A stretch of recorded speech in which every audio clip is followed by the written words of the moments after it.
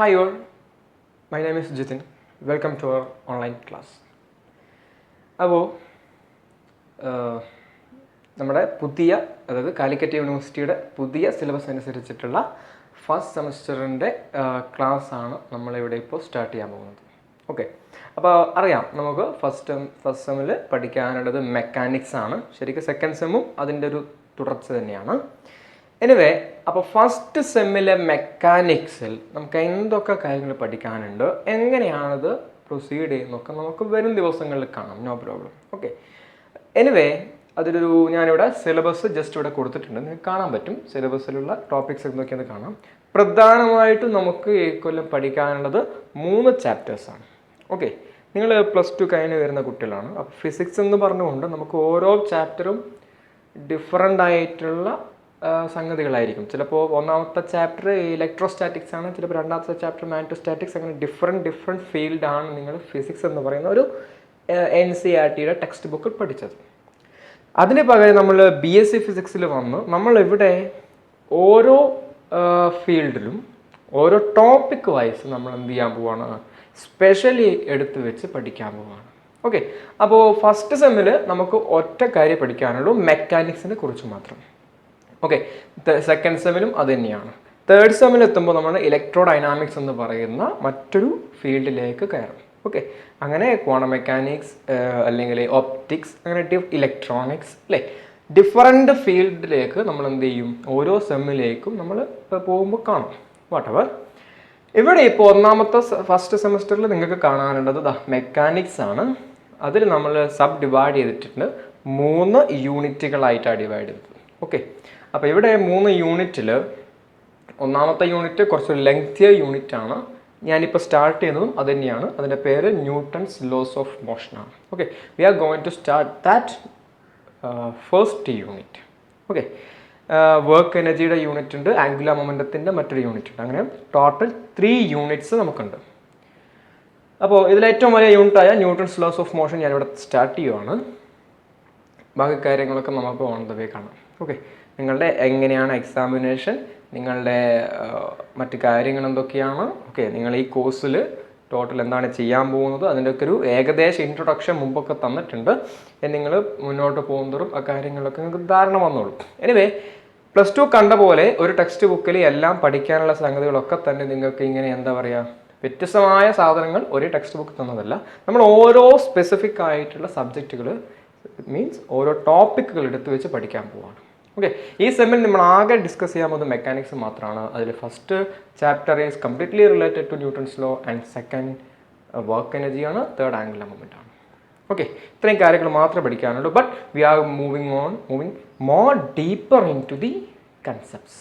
Okay, അപ്പോൾ ഇക്കാര്യങ്ങൾ നിങ്ങൾ അതിൻ്റെതായ ശ്രദ്ധ പുലർത്തണം. ശ്രദ്ധിക്കേണ്ട കാര്യം, നമ്മൾ എന്താ പറയുക, മാത്തമാറ്റിക്കലി എക്വിപ്ഡ് ആയിരിക്കണം. നമുക്ക് പഠിക്കുമ്പോൾ ഏറ്റവും കൂടുതൽ നമ്മളെ ഫിസിക്സുകാരുടെ ടൂൾ എന്ന് പറഞ്ഞാൽ മാത്തമാറ്റിക്സ് ആണ്. മാത്തമാറ്റിക്സ് ഉപയോഗിച്ചിട്ടാണ് നമ്മൾ എല്ലാ കാര്യങ്ങളും ഡിസ്ക്രൈബ് ചെയ്യാൻ പോകുന്നത്. Okay, so if you are well armed with mathematics then no problem, physics would be a easy and fascinating subject for you. Okay, it's wonderful and it's beautiful, right? അപ്പോൾ നിങ്ങൾക്ക് ഞാനൊരു book പരിചയപ്പെടുത്തി തരാം നിങ്ങൾക്കൊരു വായനയ്ക്ക് വേണ്ടിയിട്ട്. For the love of physics, Walter Lewin എന്ന് പറയുന്ന MITയിലെ മസാച്യുസെറ്റ്സ് ഇൻസ്റ്റിറ്റ്യൂട്ട് ഓഫ് ടെക്നോളജി എന്ന് പറയുന്ന അമേരിക്കയിലെ ഒരു വേൾഡ് നമ്പർ 1 ഒരു ഇൻസ്റ്റിറ്റ്യൂട്ടാണ്. അവിടുത്തെ ഒരു പ്രൊഫസറായിട്ടുള്ള വാൾട്ടർ ലെവിൻ എന്നയാളുടെ ഒരു ബുക്കാണ്.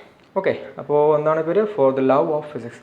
ജസ്റ്റ് ഇതൊക്കെ വായിക്കുകയോ നിങ്ങൾക്ക് ഇൻട്രസ്റ്റ് കുറയുന്ന പക്ഷം നിങ്ങൾക്ക് എന്ത് ചെയ്യാം, വാൾട്ടർ ലെവിൻ്റെ നിങ്ങൾ just for the love of physics നടിച്ച അയാളുടെ അവസാന ലെക്ചർ നിങ്ങൾക്ക് കാണാം. ഇനി അല്ലെങ്കിൽ വാൾട്ടർ ലെവിൻ്റെ മെക്കാനിക്സിലായാലും ഇലക്ട്രോ ഡൈനാമിക്സിലായാലും ഒക്കെ ഉള്ള ഒരുപാട് ലെക്ചർ സീരീസ് അല്ലേ, ഫസ്റ്റ് തൊട്ട് ലാസ്റ്റ് വരെയുള്ള ഒരുപാട് ലെക്ചർ സീരീസുകളുണ്ട്. അതൊക്കെ നിങ്ങൾക്ക് എന്ത് ചെയ്യാം, യൂട്യൂബിലൊക്കെ അവൈലബിൾ ആണ്.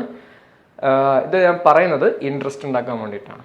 ഓക്കെ, വെറും എൻ്റെ ഈ ക്ലാസ് കേട്ടുകൊണ്ട് ബോറായിരിക്കും. നിങ്ങൾക്ക് എന്താ പറയുക, ഇൻട്രസ്റ്റ് ഉണ്ടായിക്കൊള്ളുന്നില്ല. നമുക്ക് നമ്മുടെ സബ്ജക്റ്റിൽ ഇൻട്രസ്റ്റ് ഉണ്ടാക്കണമെങ്കിൽ ഇൻട്രസ്റ്റ് തന്നെ ഉണ്ടാവുന്നത് അപ്പോഴേ പഠിക്കാൻ പറ്റും. അപ്പോൾ ആ ഇൻട്രസ്റ്റ് ഉണ്ടാക്കണമെങ്കിൽ ഇങ്ങനെയുള്ള കാര്യങ്ങൾ കൂടെ ഇൻട്രസ്റ്റിംഗ് ആയിട്ടുള്ള മറ്റാളുകളുടെ ലെക്ചേഴ്സ് കൂടെ നിങ്ങൾക്ക് എന്ത് ചെയ്യാം, റെഫർ ചെയ്യാം. നമുക്കിപ്പോൾ ഇവിടെ ഇന്ത്യയിൽ തന്നെ ഒരുപാട് സ്ഥാപനങ്ങൾ IIT പോലെയുള്ള ഇൻസ്റ്റിറ്റ്യൂട്ടുകളിലെ ഒരുപാട് പ്രൊഫസേഴ്സിൻ്റെ ക്ലാസ് നിങ്ങൾ അവൈലബിൾ ആണ്. ഓക്കെ, NPTEL അങ്ങനൊരു വെബ്സൈറ്റ് ഉണ്ട്, അതിൽ കയറാൻ നിങ്ങൾക്ക് അതൊക്കെ കിട്ടും. ഓക്കെ, സോ കാലിക്കറ്റ് യൂണിവേഴ്സിറ്റി തലക്കാലം ഫസ്റ്റ് സെമ്മിൻ്റെ എക്സാം മാത്രം എഴുതാനാണെങ്കിൽ നിങ്ങൾ എൻ്റെ ക്ലാസ് മാത്രം കണ്ടാൽ മതി. But in order to make എന്താ പറയുക സബ്ജക്റ്റിലൊരു ഡീപ്പ് ലേണിങ് അല്ലെങ്കിൽ അതിൻ്റെ ഒരു ബ്യൂട്ടിയൊക്കെ ഒന്നും കൂടെ മനസ്സിലാക്കാനും അതിനൊരു ഇഷ്ടപ്പെട്ട് പഠിക്കാനും നിങ്ങൾക്ക് ഇങ്ങനെയുള്ള കാര്യങ്ങൾ കൂടെ നോക്കാം. ഓക്കെ, അതിനുവേണ്ടി പറഞ്ഞൊന്നും മാത്രം. Anyway, come to the point. അപ്പോൾ സിലബസ് ഒക്കെ നമ്മൾ പരിചയപ്പെട്ടു. നമ്മൾ ഒന്നാമത്തെ ചാപ്റ്റർ ആയിട്ടുള്ള ന്യൂട്ടൺസ് ലോസ് ഓഫ് മോഷനിലേക്ക് കടക്കുക. ശരിക്കും ഈ മെക്കാനിക്സിൻ്റെ സ്റ്റാർട്ടിങ് എന്ന് പറയുന്നത് അരിസ്റ്റോട്ടലിൻ്റെ കാലം മുതൽ അല്ലേ, അന്ന് നമ്മൾ ധരിച്ചു വെച്ചിരിക്കുന്ന കാര്യങ്ങളായിരുന്നില്ല പിന്നീട് ഗലീലിയോയുടെ കാലഘട്ടം വന്നപ്പോൾ അല്ലേ. ഗലീലിയോ കുറച്ചുകൂടെ എക്സ്പെരിമെൻസിലൂടെ കുറേ കൂടെ കാര്യങ്ങൾ ശരിയായ കാര്യങ്ങൾ മനസ്സിലാക്കുകയുണ്ടായി അല്ലേ. പിന്നീട് ശരിക്കും ഒരു എന്താ പറയുക ഫിസിക്സിൻ്റെ എക്കാലത്തെയും വലിയ സയൻറ്റിസ്റ്റായിട്ട് നമുക്ക് പറയാൻ പറ്റുന്ന സർ ഐസക് ന്യൂട്ടൺ വന്നിട്ട് മുൻപുണ്ടായിരുന്ന അല്ലേ, മുൻപുണ്ടായിരുന്ന മീൻസ് അരിസ്റ്റോട്ടിൽ ആയിക്കോട്ടെ ഗലീലി ആയിക്കോട്ടെ ഒരുപാട് സയൻറ്റിസ്റ്റുകളുണ്ട്. റൈറ്റ്, ഇവിടെയൊക്കെ തന്നെ നിയമങ്ങൾ അവരൊക്കെ തന്നെ പറഞ്ഞു വെച്ചിരിക്കുന്ന എഴുതി വെച്ചിരിക്കുന്ന കാര്യങ്ങളൊക്കെ കാല് വെച്ചുകൊണ്ട് ഐസക് ന്യൂട്ടൺ എന്ത് ചെയ്തു, ഒരു പുതിയൊരു ഫോർമുലേഷൻ നടത്തി. റൈറ്റ്, അല്ലെങ്കിൽ ഐസക് ന്യൂട്ടൺ വെച്ചിട്ട് അവിടെ മുതലാണ് ശരിക്കും മെക്കാനിക്സിൻ്റെ ഒരു എന്താ പറയുക കൃത്യമായിട്ടുള്ള മെക്കാനിക്സിൻ്റെ ഡെവലപ്മെൻറ്റ് സ്റ്റാർട്ട് ചെയ്യുന്നത്. ഓക്കെ, അപ്പോൾ നമുക്ക് പറയാം ഗലീലിയോക്ക് മുമ്പും ഗലീലിയുടെ സമയത്തൊക്കെ തന്നെ ഒരുപാട് കാര്യങ്ങൾ ഒബ്സർവേഷൻസ് ഉണ്ട്. അവിടെയൊക്കെ അതിനെയൊക്കെ ഒരു ലോ ആക്കി മാറ്റി അല്ലേ. ന്യൂട്ടൻ്റെ ലോൻ്റെ പ്രത്യേകത കുറേയൊക്കെ ഒബ്സർവേഷനിൽ നമുക്ക് മനസ്സിലാവുന്ന കാര്യമാണ്, ഒബ്സർവേഷൻ മനസ്സിലാവുന്നതും മറ്റു ചിലത് ബൈ ഡെഫിനിഷനുമാണ്. ഓക്കെ, അങ്ങനെയൊക്കെയുള്ള കാര്യങ്ങളൊക്കെ തന്നെ ന്യൂട്ടന് മനസ്സിലാവുന്നത് മുൻപുള്ള കുറേ ആളുകളിൽ നിന്നാണ്. എനിവേ, ഇതിനെയൊക്കെ ന്യൂട്ടൺ കൃത്യമായിട്ട് അടക്കി വെച്ചിട്ട് 3 ലോകൾ ഉണ്ടാക്കി വെച്ചിട്ടുണ്ട്. അതൊക്കെ എന്താണെന്ന് ഡെഫിനിഷൻ ചോദിച്ചാൽ നമ്മളെല്ലാ ആളുകളും പറയും, കാരണം അത് 9ാം ക്ലാസ് മുതൽ നമുക്കറിയാം അല്ലേ. പക്ഷെ അതല്ലല്ലോ നമുക്ക് വേണ്ടത്, നമുക്ക് അതിൻ്റെ ഒരു ഡീപ്പർ ലേണിംഗ് ആണ്, അതിൻ്റെ ഒരു കൃത്യമായിട്ടുള്ള അണ്ടർസ്റ്റാൻഡിങ് ആണ് നമുക്ക് വേണ്ടത്. നിങ്ങളോട് ഫസ്റ്റ് ലോ ഇങ്ങ് പറഞ്ഞതെന്ന് പറഞ്ഞാൽ ചിലപ്പോൾ നിങ്ങളോട് പറയും, സെക്കൻഡ് ലോ പറയാൻ പറഞ്ഞാൽ നിങ്ങൾ പറയും, അതല്ല നമുക്ക് വേണ്ടത്. നമുക്ക് ആ ബൈഹാർട്ട് പഠിച്ചിട്ട് ഛർദ്ദിക്കുന്ന രീതിയല്ല നമുക്ക് വേണ്ടത്. അതിനെ ഒന്ന് ഡീപ്പറായിട്ട് ലേൺ ചെയ്യണം, അത് കൃത്യമായിട്ടൊന്ന് മനസ്സിലാക്കിയെടുക്കണം. ഓക്കെ, എക്സ്പെരിമെൻറ്റ്സ് ചെയ്യണം, ചോദ്യങ്ങൾ ചോദിച്ചാൽ ആ ഒരു പ്രോബ്ലം കൈ കിട്ടിക്കഴിഞ്ഞാൽ you need to solve that problem. ആ ഒരു ലെവലിലേക്ക് നമ്മളെ ലേണിങ്ങിൻ്റെ ഡെപ്ത് എന്ത് ചെയ്യാൻ പോവാണ്, ഇൻക്രീസ് ചെയ്യാൻ പോവാണ്. ഓക്കെ, സോ അത്രയും എന്താ പറയുക ഇമ്പോർട്ടൻ്റ് ആയതുകൊണ്ടാണ് നിങ്ങൾക്ക് നിങ്ങളുടെ 3 യൂണിറ്റിൽ ഏറ്റവും വലിയ യൂണിറ്റ് തന്നെ ഇതായത്. ഓക്കെ, ശ്രദ്ധിച്ചോളൂ. സോ എനിവേ, ശരിക്കും നമുക്ക് എൻ്റെ മുന്നിൽ ആദ്യത്തെ ക്വസ്റ്റ്യൻ എന്ന് പറയുന്നത് ഇതാണ്. അതായത് ശരിക്കും മെക്കാനിക്സിൽ ഉൾപ്പെടുത്തുന്നത് എന്തൊക്കെയാണ്? മെക്കാനിക്സ് എന്തിനെക്കുറിച്ചുള്ള സ്റ്റഡിയാണ് മെക്കാനിക്സ്? അതൊന്നുമല്ല, ഒരു എന്താ പറയുക ഒബ്ജക്റ്റ് അല്ലേ, ഒരു ഫോഴ്സ് കാരണം മൂവ് ചെയ്യുന്ന ഒരു ഒബ്ജക്റ്റിനെ കുറിച്ചുള്ള സ്റ്റഡിയാണ് ശരിക്കും എന്തെന്ന് മെക്കാനിക്സ് എന്ന് പറഞ്ഞാൽ. Okay, that include statics and dynamics. Statics എന്ന് പറഞ്ഞാൽ ഈക്വിലിബ്രിയത്തിൽ ഒരു ഒബ്ജക്റ്റിനെ കുറിച്ചുള്ള സ്റ്റഡി മാത്രമാണ്. ഡൈനാമിക്സ് എന്ന് പറഞ്ഞാൽ ഒരു കാരണം, ഒരു ഫോഴ്സ് കാരണം അല്ലേ, ഫോഴ്സ് എടുക്കാം നമുക്കൊരു ഡിസ്റ്റർബൻസ്, ഒരു ഫോഴ്സ് കാരണം മൂവ് ചെയ്യുന്ന അതിനെക്കുറിച്ചുള്ള മോഷനെ കുറിച്ചുള്ള സ്റ്റഡിയാണ്. ഇത് രണ്ടും ഒക്കെ കൂട്ടിച്ചേർത്താണ് നമ്മുടെ എന്താ മെക്കാനിക്സ്. ഏത് പാർട്ട്? നമ്മുടെ മെക്കാനിക്സ്. ഓക്കെ, മെക്കാനിക്സ് എന്ന് പറയുന്ന ഭാഗം. സോ ഈ മെക്കാനിക്സിൻ്റെ ലീഡിങ് എന്ന് പറയുന്നത് ന്യൂട്ടൻ്റെ ലോസ് ആണ്. ഓക്കെ, ഇൻക്ലൂഡിങ് പിന്നീട് വരുന്ന ഗ്രാവിറ്റേഷൻ ലോ ഉണ്ട്, അത് പിന്നീട്. ഓക്കെ, എനിവേ ന്യൂട്ടൻ്റെ 3 ലോ ആണ് ഇതിനെ കംപ്ലീറ്റ് ലീഡ് ചെയ്യുന്നത്. ഓക്കെ, അപ്പോൾ ഒരു ഫോഴ്സ് കാരണം മൂവ് ചെയ്യുന്ന ഒബ്ജക്റ്റ്. റൈറ്റ്, ഇതിന് മുമ്പേ കൈനമാറ്റിക്സ് എന്ന് പറഞ്ഞൊരു ഭാഗമുണ്ട്. കൈനമാറ്റിക്സിൽ ശരിക്കും മോഷനെ കുറിച്ച് നമ്മൾ പഠിക്കുന്നു, ബട്ട് അവിടെ ആ മോഷന് കാരണമായ ഫോഴ്സിനെ നമ്മൾ പരിഗണിക്കുന്നില്ല. ബട്ട് ഹിയർ മെക്കാനിക്സിൽ ആ ഫോഴ്സിനെ കൂടെ നമ്മൾ അല്ലേ, കോസ് എന്താണ് ഇവിടെ കോസ്, മോഷൻ്റെ കാരണം എന്താണ്, കോസ് എന്താണ്, അതിനെ കൂടെ പരിഗണിക്കും. റൈറ്റ്, അങ്ങനെയാണ് മെക്കാനിക്സിൻ്റെ ഒരു രീതി. റൈറ്റ്, അപ്പോൾ ഇതിലേക്ക് കടക്കാം. Let me ask you one thing. നമ്മൾ ഒരു ഒബ്ജക്റ്റിന് അല്ലെങ്കിൽ ഞാൻ റെസ്റ്റിലാണോ മോഷനിലാണോ എന്ന് നമ്മൾ എങ്ങനെയാണ് ഡിറ്റർമൈൻ ചെയ്യുന്നത്? നിങ്ങൾക്കത് എങ്ങനെയാണ് പറയാൻ പറ്റുന്നത്? നിങ്ങൾക്കറിയാം ഇപ്പോൾ ഞാൻ ഇവിടെ നിൽക്കുന്നു. You may say that I am at rest because why you are saying I am at rest? Because according to my surroundings, according to this board, I don't have any displacement. അല്ലെ എനിക്കൊരു motion ഇല്ല ഉണ്ടോ? നിങ്ങൾ ബോർഡും എന്നെയാണ് നിങ്ങൾ compare ചെയ്യുന്നത്, അല്ലെ എൻ്റെ വോളും എന്നെയും കമ്പയർ ചെയ്യുന്നത് നിങ്ങൾ. അപ്പോൾ എനിക്ക് മോഷൻ ഇല്ല. So that you say I am at rest. So according to the board I am at rest. അല്ലേ? അങ്ങനെ നമ്മൾ ഒരു റഫറൻസ് എടുത്തിട്ട്, അല്ലേ, നമുക്കൊരു റഫറൻസ് ആവശ്യമാണ്. എന്തിന്?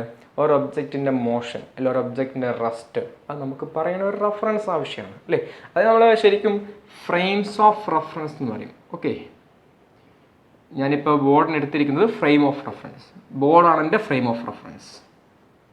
ഓക്കെ, ഇവിടെ ഇപ്പോൾ ഞാൻ റെസ്റ്റിലാണ് നിങ്ങൾ പറഞ്ഞത് ബോർഡിന് എടുത്തുകൊണ്ടാണ്. അപ്പോൾ ബോർഡാണ് എൻ്റെ ഫ്രെയിം ഓഫ് റെഫറൻസ്, അല്ലേ? ഇനി അല്ല എൻ്റെ റൂം, നിങ്ങളിപ്പോൾ റൂം മുഴുവൻ കാണാത്തതുകൊണ്ടാണ് ഞാനിവിടെ നിൽക്കുവാണെങ്കിൽ റൂം, എൻ്റെ കൂടെ ഇവിടെ മറ്റൊരാളുടെന്ന് വിചാരിക്കും. അപ്പോൾ അയാൾ എന്നെ നോക്കി കാണുന്നു, അയാൾ പറയുന്നു നിങ്ങൾ റെസ്റ്റിലാണ്, അല്ലേ? ബിക്കോസ് ഈ റൂമിനെ ആസ്പദമാക്കിയിട്ട് അയാൾ നോക്കുമ്പോൾ ഞാൻ മൂവ് ചെയ്യുന്നില്ല, അയാൾ ആ റൂമിൽ തന്നെയാണുള്ളത്, അല്ലേ? പകരം ഞാൻ ഈ ഭൂമിയിൽ ഇവിടെ നിൽക്കുന്ന എന്നെ എന്താ പറയുക, അങ്ങ് മറ്റൊരു സണ്ണിൽ നിൽക്കുന്ന ഒരാൾ. ഓക്കെ, അങ്ങനെ വിചാരിക്കാം നമുക്ക് തൽക്കാലം. ഇമേജിൻ ചെയ്യുന്നതിന് കുഴപ്പമൊന്നുമില്ലല്ലോ. സണ്ണ് എന്നെ നോക്കുവാണ്. അപ്പോൾ സണ്ണ് എന്നെ നോക്കുമ്പോൾ തീർച്ചയായിട്ടും ഞാൻ റെസ്റ്റിലല്ല, ആണോ? ഞാനിവിടെ ഇങ്ങനെ നിൽക്കുവാണെങ്കിൽ കൂടെ സണ്ണെന്ന് നോക്കുകയാണെങ്കിൽ ഞാൻ റെസ്റ്റിലല്ല. ബിക്കോസ് എർത്ത് റൊട്ടേറ്റ് ചെയ്യുന്നുണ്ട്, റിവോൾവും ചെയ്യുന്നുണ്ട്, അല്ലേ? എർത്ത് സ്വയം ഭ്രമണവും ചെയ്യുന്നുണ്ട്, അതുപോലെ തന്നെ എന്താ പറയുക, സണ്ണിന് ചുറ്റും റൊട്ടേറ്റും ചെയ്യുന്നുണ്ട്, റൈറ്റ്? സോ ദാറ്റ് ശരിക്കും സണ്ണും എർത്തും ഒക്കെ എന്ത് ചെയ്യുന്നുണ്ട്? മൂവ് ചെയ്യുന്നുണ്ട്. അതുകൊണ്ട് തന്നെ സണ്ണ് നിങ്ങൾ എന്നെ നോക്കുവാണെങ്കിൽ ഞാൻ റെസ്റ്റിലല്ല, നിങ്ങൾക്ക് ഞാൻ മൂവ് ചെയ്യുന്ന കാണാൻ പറ്റും. ക്ലിയർ അല്ലേ? അപ്പോൾ ഫ്രെയിംസ് ഓഫ് റെഫറൻസിനനുസരിച്ചിട്ടാണ് നമുക്ക് എന്ത് പറയാൻ പറ്റുള്ളൂ, ഒരു ഒബ്ജക്റ്റ് റെസ്റ്റിലാണോ അല്ലെങ്കിൽ മോഷനിലാണോ എന്ന് പറയാൻ പറ്റുള്ളൂ. അതുകൊണ്ട് തന്നെ ആബ്സല്യൂട്ട് റെസ്റ്റ്, അതായത് നമ്മൾ പറയുന്നു ഈ ഒബ്ജക്റ്റ് റെസ്റ്റിലാണ്, ആബ്സല്യൂട്ട്ലി ഇറ്റ് ഈസ് റെസ്റ്റ്, അങ്ങനെ ഒന്ന് പറയാൻ സാധ്യമാണോ? It is not possible, since നിങ്ങൾ ഈ ഒബ്ജക്റ്റിനെ നോക്കുന്നത് എവിടെ നിന്നാണ്, അല്ലേ? അതൊരു വളരെ പ്രധാനപ്പെട്ടതാണ്. അതനുസരിച്ചിട്ട് ചിലപ്പോൾ ആ ഒബ്ജക്റ്റ് റെസ്റ്റിലായിരിക്കും, ചിലപ്പോൾ ആ ഒബ്ജക്റ്റ് എന്തായിരിക്കും? മോഷനിലായിരിക്കും. ഓക്കെ, അപ്പോൾ അത് വളരെ പ്രധാനപ്പെട്ട ഒരു കാര്യമാണ്. എന്തെന്ന് നിങ്ങൾ എഴുതുന്ന which frames of reference you are choosing, that is very important. Okay, നമ്മൾ സാധാരണഗതിയിൽ ഇങ്ങനെ ഒരു ഫ്രെയിം ഓഫ് റെഫറൻസ് ചൂസ് ചെയ്യുമ്പോൾ നമ്മൾ സാധാരണ എടുക്കുന്ന ക്രൈറ്റീരിയ എന്താണെന്ന് പറഞ്ഞാൽ ഇത്രയേ ഉള്ളൂ. In which frame of reference the motion of that object is more simpler. ഞാനൊരു കാൽക്കുലേഷന് വേണ്ടിയിട്ട് അല്ലെങ്കിൽ ഒരു പ്രോബ്ലം ചെയ്യാൻ വേണ്ടിയിട്ട് ഒരു ഫ്രെയിം ഓഫ് റെഫറൻസ് അങ്ങ് എന്ത് ചെയ്യാണ്? ഇമേജിൻ ചെയ്യുവാണ്. അങ്ങനെ ഇമേജിൻ ചെയ്യുമ്പോൾ ശ്രദ്ധിക്കേണ്ട കാര്യം എന്താ? അങ്ങനെ ഇമേജിൻ ചെയ്യുമ്പോൾ ആ ഫ്രെയിം ഓഫ് റെഫറൻസിൽ ആ ഒബ്ജക്റ്റിൻ്റെ മോഷൻ എന്തായിരിക്കണം? സിംപിളർ ആയിരിക്കണം, കോംപ്ലിക്കേറ്റ് ആവാൻ പാടില്ല. അത് ഞാൻ പറയാം, ഒരു ഉദാഹരണം ഞാൻ പറഞ്ഞുതരാം, നോക്കിക്കോളേ. ഇപ്പോൾ ട്രെയിനിൽ, ഓക്കെ, ഞാൻ ട്രെയിനിൽ നിന്ന് ഒരു ബോൾ എന്ത് ചെയ്യുന്നു? ഇങ്ങനെ ഡ്രോപ്പ് ചെയ്യുന്നു.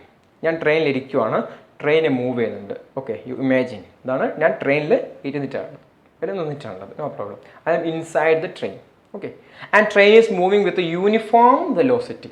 ഒരേ സ്പീഡ് മാറുന്നില്ല, വെലോസിറ്റി മാറുന്നില്ല, ഒരേ സ്പീഡിൽ ട്രെയിൻ മൂവ് ചെയ്യുന്നുണ്ട്. And I am inside that train. ഞാൻ ഒരു ഹൈറ്റിൽ നിന്ന് ഒരു ബോൾ ഡ്രോപ്പ് ചെയ്തു. ഓക്കെ, ഞാൻ കാണും എങ്ങനെയാണ് ബോൾ ഇങ്ങനെ സ്ട്രെയിറ്റ് ലൈനിൽ താഴെ വന്ന് വീഴുന്നു, ശരിയല്ലേ? ഞാൻ കാണുക ബോൾ ഇങ്ങനെ പോകുന്നതാണ് കാണുക, അല്ല, ഇവിടുന്ന് ഡ്രോപ്പ് ചെയ്താൽ ബോൾ താഴേക്ക് നേരെ വീഴും, ശരിയല്ലേ? So according to me ball falls in a straight line. Okay, ഇനി അതേസമയം ഒരു പ്ലാറ്റ്ഫോമിൽ ട്രെയിന് ഇപ്പം എന്താ പറയുക, ഒരു നിർത്താത്ത ഏതെങ്കിലും സ്റ്റേഷൻ, ആ സ്റ്റേഷനിൽ നിൽക്കുന്ന ഒരാൾ, അയാളാണ് ഈ ട്രെയിനിലിരിക്കുന്ന ഞാൻ ബോൾ ഡ്രോപ്പ് ചെയ്തത് പ്ലാറ്റ്ഫോമിലുള്ള ഒരാളാണ് അത് കാണുന്നതെങ്കിൽ അയാൾ സ്ട്രെയിറ്റ് ലൈനാണോ കാണുക? നിങ്ങൾ ഇമാജിൻ ചെയ്ത് നോക്കിയേ. Just imagine that you are at the platform. നിങ്ങളാണ് പ്ലാറ്റ്ഫോമിലുള്ളത്, ഞാൻ ട്രെയിനകത്തിരിക്കുന്നു, ട്രെയിൻ യൂണിഫോമിൽ മൂവ് ചെയ്യുന്നു, ഒരു ബോളിനെ ഡ്രോപ്പ് ചെയ്യുന്നു. നിങ്ങളത് കാണുക. ഇവിടുന്ന് ഡ്രോപ്പ് ചെയ്താൽ ട്രെയിൻ മൂവ് ചെയ്യുന്നുണ്ടല്ലേ, ഇവിടുന്ന് ബോൾ ഡ്രോപ്പ് ചെയ്യുന്നു. ഓക്കെ, അടുത്ത സെക്കൻഡ് നിങ്ങൾ ബോളിനെ കാണുക എവിടെയാണ്, പിന്നെ കാണുക എവിടെയാണ്? അതായത് നിങ്ങളൊരു പരാബോള, അല്ലേ, ഒരു പരാബോളയുടെ ആകൃതിയിലാണ് എന്ത് ബോൾ ഫോളോ ചെയ്യുന്ന കാണാൻ പോകുന്നത്. സോ ഞാൻ കണ്ടത് ബോൾ സ്ട്രെയിറ്റ് ലൈനിൽ വീഴുന്നതാണ്, അതേസമയം പ്ലാറ്റ്ഫോമിൽ നിൽക്കുന്ന ആൾ കാണുന്നത് എങ്ങനെയാണ്? ഒരു പരാബോളയിലാണ്, അല്ലേ? റൈറ്റ്. അപ്പോൾ ഇവിടെ ശ്രദ്ധിക്കേണ്ട മറ്റൊരു കാര്യം, ഡിഫറെൻറ്റ് ഫ്രെയിം ഓഫ് റെഫറൻസ്, അതായത് ഒന്ന് പ്ലാറ്റ്ഫോമിലാണ് ഞാൻ ഫ്രെയിം ഓഫ് റെഫറൻസ് ഫിക്സ് ചെയ്യുന്നതെങ്കിൽ the motion of ball is in parabolic. At the same time, if you are fixing your frame of reference inside the train, the path of ball is in straight line. Okay, ഒരു straight line ആണ്. അപ്പോൾ frame of reference മാറുന്നതനുസരിച്ചിട്ട് motion മാറുന്നു മനസ്സിലായി. ഇനി ഞാൻ പറഞ്ഞു ഇവിടെ നമ്മൾ ഈ ബോളിനെ നിങ്ങൾക്ക് കൂടുതൽ സിമ്പിളായിട്ട് നമുക്ക് പഠിക്കണമെങ്കിൽ അല്ലെങ്കിൽ സോൾവ് ചെയ്യണമെങ്കിൽ നമ്മൾ ട്രെയിനിലെ ഫ്രെയിം ഓഫ് റെഫറൻസ് എടുത്താൽ കുറച്ചുകൂടി എളുപ്പമുണ്ട്. കാരണം അവിടെ ഇതിൻ്റെ പാത്ത് എന്താണ്, സ്ട്രെയിറ്റ് ലൈനാണ്, പരാബോളിക് അല്ല. ഓക്കെ, അപ്പോൾ ഒന്നുകൂടെ നമുക്ക് സിമ്പിളായിട്ട് സോൾവ് ചെയ്യാൻ പറ്റുക ട്രെയിനിലെ ഫ്രെയിം ഓഫ് റെഫറൻസ് എടുത്താൽ. ഇതൊരു ചെറിയൊരു എക്സാമ്പിളാണ്. പല മോഷനും നിങ്ങൾ എടുക്കുമ്പോഴും നിങ്ങൾക്ക് ചില ഫ്രെയിം ഓഫ് റെഫറൻസ് എടുക്കുമ്പോൾ ഹൈലി കോംപ്ലിക്കേറ്റഡ് ആയിരിക്കും മോഷൻ, നിങ്ങൾക്കത് ഇമാജിൻ ചെയ്യാൻ പോലും പറ്റത്തില്ല. അറ്റ് ദ സെയിം ടൈം നമ്മൾ വേറെ ഏതെങ്കിലും ഒരു ഫ്രെയിം ഓഫ് റെഫറൻസ് എടുക്കുമ്പോൾ മോഷൻ ഒന്നുകിൽ സർക്കുലർ അല്ലെങ്കിൽ ഒരു സ്ട്രെയിറ്റ് ലൈൻ അങ്ങനെയായി മാറും. ഏറ്റവും നല്ല മറ്റൊരു ഉദാഹരണം അറിയാം നിങ്ങൾ, ഇപ്പോൾ എന്താ ഒരു സൈക്കിളിൻ്റെ വീല്. ഓക്കെ, ആ വീലിൻ്റെ എന്താ പറയുക, നമ്മളെ റിമ്മില്ലേ, ബ്രേക്ക് പോയി വരുന്ന റിമ്മില്ലേ, സൈക്കിൾ റിം, ഇതാണ് റിങ് എന്ന് വിചാരിക്കും. അതിൻ്റെ ഇവിടെ ചളി പറ്റി പിടിച്ചിട്ടുണ്ട്. ഓക്കെ, സംഭവിക്കാമല്ലോ. അപ്പോൾ ഈ ചളി പറ്റി പിടിച്ചിട്ടുണ്ട്. ടയർ ഇങ്ങനെ മൂവ് ചെയ്യുമ്പോൾ ഈ ചളിയുടെ ഈ മഡിൻ്റെ മോഷൻ, അതിൻ്റെ പാത്ത് എങ്ങനെയായിരിക്കും? Can you imagine? ഒന്ന് ഇമാജിൻ ചെയ്ത് നോക്കിയാണ് നിങ്ങൾ, ആ മഡിൻ്റെ പാത്ത് എങ്ങനെയായിരിക്കും? എങ്ങനെയായിരിക്കും മക്കളെ? അതിന് നമ്മൾ വിളിക്കുക സൈക്ലോയിഡൽ എന്ന്. എന്താ വിളിക്കുക? സൈക്ലോയിഡൽ. ആ പാത്തിനെ വിളിക്കുന്ന പേര് സൈക്ലോയിഡൽ പാത്ത് എന്നാണ്. ഓക്കെ, റിമെമ്പർ ആ ഒരു ഒന്നാലോചിച്ച് നോക്കിയാൽ നിങ്ങൾ, സൈക്കിളിൻ്റെ മക്കളെ റിമ്മ് ഇങ്ങനെ റൊട്ടേറ്റ് ചെയ്യുന്നു അല്ലേ, അപ്പോൾ ഈ മഡ് ഇങ്ങനെ വരുന്നു അല്ലേ, ഇവിടെ തൊട്ടു. ഇനി അടുത്തത് ഇങ്ങോട്ട് പോകും, അപ്പോൾ ഇങ്ങനെ വന്ന് ഇങ്ങനെ അല്ലേ. ശരിക്കും നിങ്ങളിവിടെ കാണുന്നത് പോലെയുള്ള സൈക്ലോയിഡൽ പാത്തിലാണ് മഡിൻ്റെ മോഷൻ. നിങ്ങൾ എവിടെ നിന്ന് നോക്കുമ്പോഴാണ്? നിങ്ങൾ പുറത്താണ്, ബൈസിക്കിളല്ലല്ലോ, നിങ്ങൾ പുറമേ നോക്കുകയാണ്. നിങ്ങൾ ഗ്രൗണ്ടിൽ നിന്നിട്ടാണ് സൈക്കിളിൻ്റെ ആ റിമ്മിലുള്ള മഡിനെ നിങ്ങൾ നോക്കുന്നത്. അപ്പോൾ എന്ത് ചെയ്യുന്നു? മഡ് ഇങ്ങനെ റൊട്ടേറ്റ് ചെയ്യുന്നു, അടിയിലെത്തുന്നു, ഇങ്ങോട്ട് പോകുന്നു, ഇങ്ങനെ ആ കാണിച്ചിരിക്കുന്നത് പോലെ ഒരു സൈക്ലോയിഡൽ പാത്താണ് ആര് ഫോളോ ചെയ്യുന്നത്? നിങ്ങളുടെ mud on the rim follow ചെയ്യുന്നത് അല്ലേ. And definitely this path is complicated. Okay, നിങ്ങളിനി മറ്റൊരു ഫ്രെയിം ഓഫ് റെഫറൻസ് ഇമാജിൻ ചെയ്യാം. ഏതെന്ന് അറിയോ? ഈ സൈക്കിൾ റിമ്മിൻ്റെ സെൻറ്ററിൽ ഒരു ഫ്രെയിം ഓഫ് റെഫറൻസ് ഫിക്സ് ചെയ്യുന്നു. You are stationary there. അപ്പോൾ ഈ സെൻറ്ററിൽ ഞാനിവിടെ ഇങ്ങനെ നിന്ന് കഴിഞ്ഞാൽ, എന്നിട്ടാണ് ഞാൻ ഈ മഡിനെ നോക്കുന്നതെങ്കിൽ എന്നെ സംബന്ധിച്ചിട്ട് എനിക്ക് ചുറ്റും ഇങ്ങനെ സർക്കുലാർ ഫോമിലാണ് മഡ് മൂവ് ചെയ്യുന്നുണ്ടാവുക അല്ലേ. അപ്പോൾ ഗ്രൗണ്ടിൽ നിൽക്കുന്ന എന്നെ സംബന്ധിച്ചിട്ട് റിമ്മിലെ മഡിൻ്റെ മോഷൻ മോഷൻ്റെ പാത്ത് എന്ന് പറയുന്നത് സൈക്ലോയിഡൽ ആണെങ്കിൽ, വീലിൻ്റെ സെൻറ്ററിൽ സ്റ്റേഷനറി ഫ്രെയിമിൽ നിൽക്കുന്ന എന്നെ സംബന്ധിച്ചിട്ട് ആ മഡിൻ്റെ മോഷൻ സർക്കുലർലി ആണ്. Which motion is simpler? Circular മോഷനാണ് നമുക്ക് സിംപ്ലർ സൈക്ലോയിഡിനേക്കാളും അല്ലേ. അപ്പോൾ ക്ലിയർ ആണ്. ഇവിടെ ഇങ്ങനെയൊരു പ്രോബ്ലം കിട്ടുമ്പോൾ നിങ്ങൾ ഗ്രൗണ്ടിലെ ഫ്രെയിം ഓഫ് റെഫറൻസ് എടുത്താൽ നിങ്ങളുടെ ഇക്വേഷനും അല്ലെങ്കിൽ നിങ്ങളുടെ കംപ്ലീറ്റ് കാൽക്കുലേഷനും അതിൻ്റെ പാത്തും ഒക്കെ തന്നെ കോംപ്ലിക്കേറ്റഡ് ആയിരിക്കും. You can choose a frame of reference at the centre of this field where you are at rest. നിങ്ങൾ മൂവ് ചെയ്യാൻ പാടില്ല. ഇവിടെ ഈ സെൻറ്ററിൽ നിങ്ങൾ സ്റ്റേഷനറി അല്ലേ ഒരു ഫ്രെയിം നിങ്ങൾ കൺസിഡർ ചെയ്താൽ തീർച്ചയായിട്ടും ഇതിൻ്റെ പാത്ത് സർക്കുലർലി ആയിരിക്കും അല്ലേ. അത് നിങ്ങൾക്ക് ഇമാജിൻ ചെയ്യാൻ പറ്റുന്നില്ലേ? ഞാനിതൊരു ഏകദേശം സാധനം ഇവിടെ കാണിച്ചിട്ടുണ്ട്, അത് കണ്ട് മനസ്സിലാക്കിയിട്ടുണ്ടാകുമെന്ന് വിചാരിക്കുവാണ്. ഓക്കെ, സോ എനിവേ ഇങ്ങനെ ഫ്രെയിംസ് ഓഫ് റെഫറൻസ് ചൂസ് ചെയ്യുന്നതിൽ വളരെയധികം ശ്രദ്ധ നമ്മൾ പുലർത്തേണ്ടതുണ്ട്. നമുക്ക് ഏറ്റവും സിമ്പിളായിട്ട് പ്രോബ്ലം സോൾവ് ചെയ്യാൻ പറ്റുന്ന ഫ്രെയിംസ് ഓഫ് റെഫറൻസ് ആണ് നമ്മൾ ചൂസ് ചെയ്യുന്നത്. ഓക്കെ, അപ്പോൾ ഒരു പ്രോബ്ലം ഒരു എക്സ്പെരിമെൻറ്റ് ചെയ്യുമ്പോൾ ഇങ്ങനെയുള്ള കാര്യങ്ങൾ, ഇങ്ങനെയുള്ള മൈന്യൂട്ട് ആസ്പെക്ട്സ് വരെ നമ്മൾ ശ്രദ്ധിച്ചിട്ട് വേണം ചെയ്യാൻ വേണ്ടിയിട്ട്. ഓക്കെ, നമുക്ക് അടുത്ത് പറയാനുള്ളത് ന്യൂട്ടൻ്റെ 3 ലോസ് ആണ്. ഞാനൊരു ലീനിയർ ട്രാക്ക് എക്സ്പെരിമെൻറ്റ് ചെയ്തിട്ടാണ്. എക്സ്പെരിമെൻറ്റ് ചെയ്യുക മീൻസ് ഇങ്ങനെ വരച്ച് ചെയ്യാനേ പറ്റുള്ളൂ. 25,000 അങ്ങനെ വലിയൊരു പൈസ വേണം ആ ഒരു അപ്പാരറ്റസ് വാങ്ങിക്കാൻ. അത് നമുക്ക് ചെയ്യാൻ പറ്റാത്തതുകൊണ്ട് ഇവിടെ ഇപ്പോൾ ഈ റൂമിൽ ചെയ്യാൻ പറ്റുന്ന കാര്യമല്ല. അതുകൊണ്ട് തന്നെ ഞാനത് എക്സ്പ്ലെയിൻ ചെയ്യും വിത്ത് ഡയഗ്രാംസ്. നിങ്ങൾക്കത് മനസ്സിലാക്കാൻ പറ്റുന്ന വിചാരിക്കുകയാണ്. വലിയ ഒരുപാട് കോംപ്ലിക്കേഷൻസുള്ള അപ്പാരറ്റസ് ഒന്നുമല്ല, നമുക്കത് ചിന്തിക്കാൻ പറ്റുന്ന, ഇമാജിൻ ചെയ്യാൻ പറ്റുന്ന കാര്യം മാത്രമാണ്. ഓക്കെ, എനിവേ അവിടെ എത്തട്ടെ. ഇവിടെ നമ്മൾ ശ്രദ്ധിക്കുന്ന മറ്റൊരു കാര്യം, നിങ്ങളൊരു ഫ്രെയിംസ് ഓഫ് റെഫറൻസ് ഫിക്സ് ചെയ്യുമെന്ന് പറയുമ്പോൾ ആ ഫ്രെയിംസ് ഓഫ് റെഫറൻസിൽ നിങ്ങളൊരു കോർഡിനേറ്റ് ആക്സസ് ആണ് നിങ്ങൾ കാണുന്നത്. അതായത് ഞാനിവിടെ നിൽക്കുന്നു എന്ന് പറയുമ്പോൾ നിങ്ങൾ എന്ത് ചെയ്യുന്നു, ഇതാ ഫ്ലോറിൽ നിൽക്കുന്ന ഞാൻ നിങ്ങളെ എൻ്റെ റൂമിലെ ഇതാ ഒരു കോർണറാണിത്. ഓക്കെ, ഇത് ശരിക്കും ഇങ്ങോട്ട് ഇങ്ങനെ നീട്ടി വരച്ചിട്ട് എന്ത് ചെയ്യാം,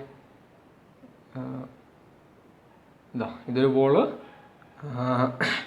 മറ്റൊരു അങ്ങനെ നിങ്ങൾക്ക് വരയ്ക്കാം, നോ പ്രോബ്ലം, റൈറ്റ്. സോ നമുക്ക് തൽക്കാലം അതൊന്നും വരച്ച് ഞാൻ ഇതിനെ കോംപ്ലിക്കേഷൻസ് ആക്കുന്നില്ല. Okay, right.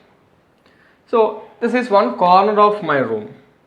ഓക്കെ, ഞാൻ എന്ത് ചെയ്യുന്നു, ഇവിടെ നിൽക്കുന്നു, I am standing somewhere here. Okay, ഞാൻ എന്നിട്ട് ഇതാ ഇവിടെ ഒരു ഒബ്ജക്റ്റിനെ വെച്ചിട്ടുണ്ട്.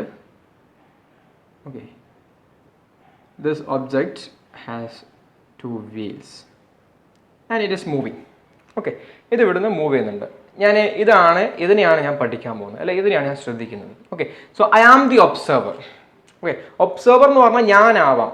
എപ്പോഴും ഇങ്ങനെ ശ്രദ്ധിക്കേണ്ടത്, ഒബ്സർവർ എന്ന് പറയുമ്പോൾ നിങ്ങൾ ശ്രദ്ധിക്കേണ്ട കാര്യം അത് എപ്പോഴും ഒരു മനുഷ്യനായിരിക്കണം എന്നൊന്നുമില്ലേ, ഒരു അപ്പാരറ്റസ്. അതായത് ഒബ്സർവറെ കൊണ്ട് ഇത്രേ ഉദ്ദേശിക്കുന്നുള്ളൂ. ഞാൻ ചെയ്യുന്ന എക്സ്പെരിമെൻ്റ് ഇതാണെങ്കിൽ ഒബ്സർവർ എന്ത് ചെയ്യണം, അതിൻ്റെ മോഷന്, അതിൻ്റെ എന്താ പറയുക, അതിൻ്റെ പാത്ത്, അതിൻ്റെ പൊസിഷൻ, ഇതൊക്കെ അളക്കാൻ പറ്റിയ ഒരാൾ. ഓക്കെ, അതേ എന്തിനെ കൊണ്ട് ഉദ്ദേശിക്കുന്നുള്ളൂ, ഒബ്സർവറെ കൊണ്ട് ഉദ്ദേശിക്കുന്നുള്ളൂ. ഓക്കെ, ക്ലിയർ അല്ലേ? റൈറ്റ്. ഒബ്സർവറിനെ കൊണ്ട് എന്ത് ഉദ്ദേശിക്കുന്നുള്ളൂ, ഇതിൻ്റെ മോഷനെ ഇൻ്റർപ്രിറ്റ് ചെയ്യാൻ പറ്റിയ, അല്ല റെക്കോർഡ് ചെയ്യാൻ പറ്റിയ ഒരാൾ. അത് ഞാൻ തന്നെ ആവണമെന്നുണ്ടോ? ഇല്ല, അതൊരു ഉപകരണമായിക്കൂടെ, അല്ലേ? അപ്പോൾ ഒബ്സർവർ എന്ന് പറഞ്ഞാൽ അതൊരു ഇതുപോലെ നമ്മളെപ്പോലൊരു മനുഷ്യനാവാം, അല്ലെങ്കിൽ ഏതെങ്കിലും ഒരു എക്യുപ്മെൻ്റ് ആവാം, അല്ലേ? To record or measure the position and such things of this experiment. Okay, അങ്ങനത്തെ ഒരാളെ നമുക്ക് ഒബ്സർവർ എന്ന് വിളിക്കാം. എപ്പോഴും മനുഷ്യനാണെന്ന് വിചാരിക്കേണ്ട. Anyway, come to the point. അപ്പോൾ ഞാനെന്ന് പറയുന്ന ഒബ്സർവർ ഇതിനെ ഒബ്സർവ് ചെയ്യാണ്, അല്ലേ? ഇതിൻ്റെ മോഷനെ പഠിക്കുകയാണ്. പഠിക്കുമ്പോൾ തീർച്ചയായിട്ടും ഞാൻ ഉള്ള ഈ ഫ്രെയിം, അല്ലേ, ഞാനുള്ള ഫ്രെയിം അത് എൻ്റെ റൂമാണ്, ആണല്ലോ. അവിടെ ഞാൻ എന്ത് ചെയ്തു, ശരിക്കും ഇങ്ങനെ ഈ കോർണറിന് കണക്കാക്കിയിട്ട് ഞാൻ എന്ത് ചെയ്യുന്നു, ഒരു കോർഡിനേറ്റ് ആക്സസ് XYZ ഇങ്ങനെ ഞാൻ എന്ത് ചെയ്യുന്നു, ഫിക്സ് ചെയ്യുന്നു. ഓക്കെ, അപ്പോൾ ഈ ഒരു കാർട്ടീഷ്യൻ, ഈ കോർഡിനേറ്റ് ആക്സസിന് നമ്മൾ വിളിക്കുന്ന പേരെന്താ, ഈ 3 ഡയമെൻഷണൽ നമ്മൾ വിളിക്കുന്ന പേരെന്താ, കാർട്ടീഷ്യൻ കോർഡിനേറ്റ് സിസ്റ്റം, അല്ലേ? കാർട്ടീഷ്യൻ എന്ന് വിളിക്കുക. അപ്പോൾ ഈ ഒരു കാർട്ടീഷ്യൻ കോർഡിനേറ്റ് ആണ് എൻ്റെ ഫ്രെയിം ഓഫ് റെഫറൻസ്. എവിടാ, ഞാൻ എൻ്റെ റൂമിൽ, എനിക്ക് എൻ്റെ റൂമിൽ നിന്ന്, അല്ലെ റൂമിൽ കോർഡിനേറ്റ് ഫിക്സ് ചെയ്താലാണ് റൂമിനെ ഫ്രെയിം ഓഫ് റെഫറൻസ് ആക്കി എടുത്താലാണ് ഇതിൻ്റെ മോഷൻ കൂടുതൽ സിമ്പിൾ ആവുന്നത്, അല്ലേ? അപ്പോൾ ഞാൻ എന്ത് ചെയ്യുന്നു, ഞാൻ ആദ്യം തീരുമാനിച്ചു എന്തെന്ന്, എൻ്റെ ഫ്രെയിം ഓഫ് റെഫറൻസ് എന്ന് പറഞ്ഞാൽ ഞാൻ സ്റ്റേഷനറി ആയിട്ടുള്ള, അല്ലേ, ഈ റൂമിനെയാണ് ഞാൻ എൻ്റെ ഫ്രെയിം ഓഫ് റെഫറൻസ് ആയിട്ട് എടുക്കുന്നത്. അങ്ങനെ എടുക്കുമ്പോൾ നിങ്ങൾ എന്ത് ചെയ്യണം, റൂമിലൊരു കോർഡിനേറ്റ് ഫിക്സ് ചെയ്യണം. ഓക്കെ, എങ്കിലേ നിങ്ങൾക്ക് ഇതിൻ്റെ പൊസിഷൻ ഒക്കെ നിങ്ങൾക്ക് പറയാം. ഇപ്പോൾ സപ്പോസ് ഈ കോർഡിനേറ്റിൻ്റെ ഒറിജിന് 2 മീറ്റർ അകലെ, അല്ലെങ്കിൽ നമുക്ക് പറയാം ഇതിൻ്റെ പൊസിഷൻ പറയാം, പൊസിഷൻ വെക്ടർ എന്ന് പറയും, പൊസിഷൻ പറയുന്ന അതെ ആളെ, അതൊക്കെ നമുക്ക് പിന്നീട് കാണാം.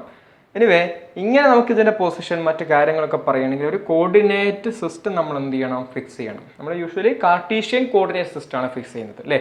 അപ്ലിക്കേഷൻസ് അനുസരിച്ചിട്ട് കാർട്ടീഷ്യൻ അല്ലാതെ സ്പെറിക്കൽ പോളാർ കോർഡിനേറ്റ്സ് അങ്ങനെയൊക്കെ ഉണ്ട്. അതൊക്കെ നിങ്ങൾക്ക് നിങ്ങളുടെ വലിയ ക്ലാസ് മറ്റ് സെമ്മിലേക്ക് കടക്കുമ്പോൾ കാണാൻ പറ്റും. തൽക്കാലം ഇവിടെ നമുക്ക് ഇങ്ങനെയുള്ള നമ്മുടെ പ്രധാനപ്പെട്ട സിറ്റുവേഷനിലൊക്കെ തന്നെ നമുക്ക് ഏത് കോർഡിനേറ്റ് സിസ്റ്റം മതിയാവും, കാർട്ടീഷ്യൻ കോർഡിനേറ്റ് സിസ്റ്റം മതിയാവും. So in order to study about this object, ഞാൻ എന്ത് ചെയ്യുന്നു, എൻ്റെ റൂമിലാണ് ഞാൻ ഫ്രെയിം ഓഫ് റെഫറൻസ് ആയിട്ട് ഫിക്സ് ചെയ്യാൻ പോകുന്നത്. ഓക്കെ, റൂമിൽ അങ്ങനെ ഞാൻ എന്ത് ചെയ്തു, ഒരു കോർഡിനേറ്റ് സിസ്റ്റം സ്ഥാപിച്ചു. ഓക്കെ, അല്ലെങ്കിൽ റൂമിലാണ് ഞാൻ കോർഡിനേറ്റ് ഉള്ളതായിട്ട് അസ്യൂം ചെയ്യുന്നത്, ഇമാജിൻ ചെയ്യുന്നത്.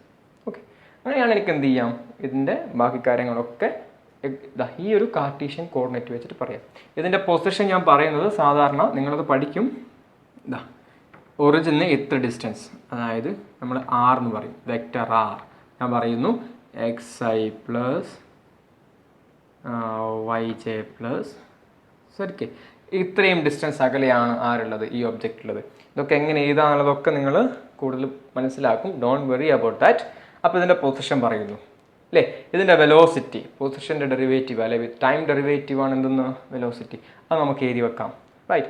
അപ്പോൾ ഇങ്ങനെ ഒരു കാർട്ടീഷ്യൻ കോർഡിനേറ്റ് സിസ്റ്റം ഞാൻ ഫിക്സ് ചെയ്തുകൊണ്ടാണ് എനിക്ക് ഈ രീതിയിൽ എന്ത് എഴുതാൻ പറ്റിയത്, അതിൻ്റെ പൊസിഷൻ എഴുതാൻ പറ്റിയത് അല്ലേ. ഇനി എന്ത് ചെയ്താം, ഇവിടെ നിന്ന് നമുക്ക് അതിൻ്റെ വെലോസിറ്റി എഴുതാം, അതിൻ്റെ ആക്സലറേഷൻ എഴുതാം അല്ലേ. അങ്ങനെ കണ്ട് different attributes of this object can be return. നമുക്ക് എഴുതിയെടുക്കാൻ പറ്റും, ഒരു കുഴപ്പമില്ലാതെ എഴുതിയെടുക്കാൻ പറ്റും. ഓക്കെ, അപ്പോൾ ശ്രദ്ധിക്കുക, നമ്മളൊരു ഫ്രെയിം ഓഫ് റെഫറൻസ് ഫിക്സ് ചെയ്യുമെന്ന് പറയുമ്പോൾ അവിടെ നിങ്ങൾ ശരിക്കും ഫിക്സ് ചെയ്യുന്നത് ഒരു കോർഡിനേറ്റ് സിസ്റ്റമാണ്. ഓക്കെ, അപ്പോൾ നേരത്തെ ബൈസിക്കിളിൻ്റെ പറഞ്ഞു, ബൈസിക്കിളിൻ്റെ കാര്യത്തിൽ ഫ്ലോറിലാണ് ഞാനൊരു കോർഡിനേറ്റ് സിസ്റ്റം ഫിക്സ് ചെയ്യുന്നതെങ്കിൽ അതാണ് എൻ്റെ ഫ്രെയിം ഓഫ് റെഫറൻസ് അല്ലേ. അതിൻ്റെ മോഷൻ എങ്ങനെയാണ്, അത് ഞാനിങ്ങനെ എക്സും വൈ സെറ്റും വെച്ച് പറയുമ്പോൾ ഇറ്റ് വിൽ ബി കോംപ്ലിക്കേറ്റഡ്. അതേസമയം ഞാൻ ആ കോർഡിനേറ്റ് സിസ്റ്റം ഫിക്സ് ചെയ്യുന്നത് സൈക്കിളിൻ്റെ സെൻറ്ററിൽ സ്റ്റേഷനറി ആയിട്ടാണ് എങ്കിൽ തീർച്ചയായിട്ടും മഡിൻ്റെ ആ മോഷൻ എന്ന് പറഞ്ഞാൽ സർക്കുലർലി ആണ് അല്ലേ. സർക്കുലർ മോഷൻ നമുക്ക് x²+ y² = r², ആ ഒരു ഫോമിൽ ചെയ്താൽ പണ്ട് നിങ്ങൾ +1 മാത്തമാറ്റിക്സ് പഠിച്ച ഓർമ്മ ഉണ്ടാവും അല്ലേ, സർക്കിളിൻ്റെ ഇക്വേഷൻ. അപ്പോൾ ആ ഫോമിലേക്ക് എഴുതാം അതിൻ്റെ മോഷനെ. അപ്പോൾ എനിവേ ഫ്രെയിം ഓഫ് റെഫറൻസ് എന്താണെന്നൊക്കെ ഒരു ചെറിയൊരു ഐഡിയ മനസ്സിലുണ്ടാക്കി വെക്കുക. ഫൈൻ. ഇനി നമുക്ക് ചെയ്യാനുള്ളത് നമ്മുടെ എന്താണ്, ആ ട്രാക്ക് എക്സ്പെരിമെൻ്റ് ആണ്. റൈറ്റ്, അത് ഉപയോഗിച്ചിട്ട് ന്യൂട്ടൻ്റെ 3 ലോയെ നമുക്ക് എന്ത് ചെയ്യണം, ഡിസ്കവർ ചെയ്യണം. ഓക്കെ, സോ അത് നമുക്ക് എന്ത് ചെയ്യാം, അടുത്ത ക്ലാസ്സിൽ ചെയ്യാം. Right, and we will meet in next class. അതുവരേക്കും ഞാൻ ഈ പറഞ്ഞ കാര്യങ്ങളൊക്കെ നിങ്ങൾക്ക് സെർച്ച് ചെയ്യാം, അല്ലെങ്കിൽ ഞാൻ പറഞ്ഞ ബുക്ക് വായിക്കുക, അല്ലെങ്കിൽ വീഡിയോസ് യൂട്യൂബിൽ കാണുക. Okay, and make an interest in physics. Okay, interest വന്നാൽ നമുക്ക് നല്ല മാർക്ക് വന്നോളൂ, no problem. Okay, so my dear students, നമുക്ക് അടുത്ത ക്ലാസ്സിൽ കാണാം. So thank U.